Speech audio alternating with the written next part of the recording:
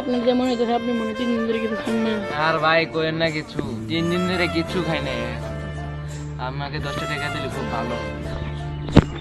আচ্ছা ভাই দিতেছি দাঁড়াও। বড় ভাই তোমাকে দাম বললাম না 200 টাকা দিলাম ভাই খুবই উপকার করলেন। আমি 10 টাকা দেখো ভাত খাই। তাহলে ভাই আসি। ভাতের হোটেল মধ্যে